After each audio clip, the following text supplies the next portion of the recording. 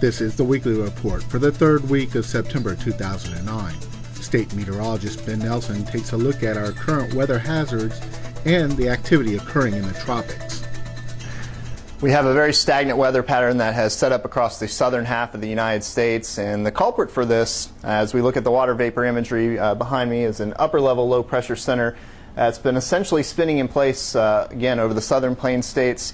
What this system has been doing is providing a pretty consistent feed of tropical moisture both from the eastern Pacific and the Gulf of Mexico into the Florida Panhandle, and that's increased our threat for rip currents as well as heavy rainfall. And again, if you have plans to go on our interstates or highways here over the next couple of days, really anywhere in Florida, remember, if you encounter a flooded roadway, our message is to turn around, don't drown. It's really tough to tell just how deep water can be, especially at intersections and during the nighttime hours. Don't risk it.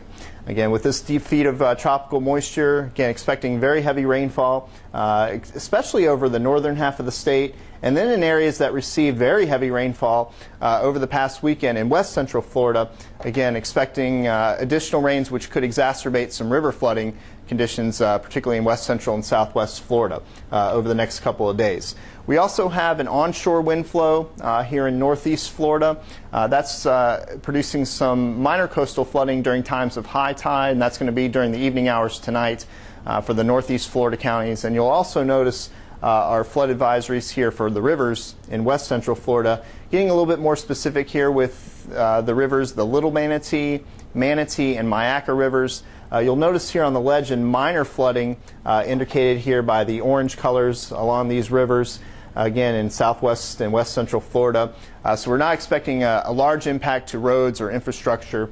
But again, these areas have received copious amounts of rain dating back to this past weekend, so any additional heavy rainfall could exacerbate those conditions. You'll notice in the tropics, we don't get much quieter than this for mid to late September. This is the remnant circulation of what was once a major hurricane, that's Fred. And you'll also notice, again, our parade of tropical waves that are starting to decrease in intensity off the coast of Africa. Looking at what the National Hurricane Center predicts over the next couple of days, with Fred's remnant circulation, just a low probability for further development. Again, there's a lot of dry air that's been surrounding this circulation, but we will have to watch this. The remnant circulation does look like it will be moving in a general westerly course.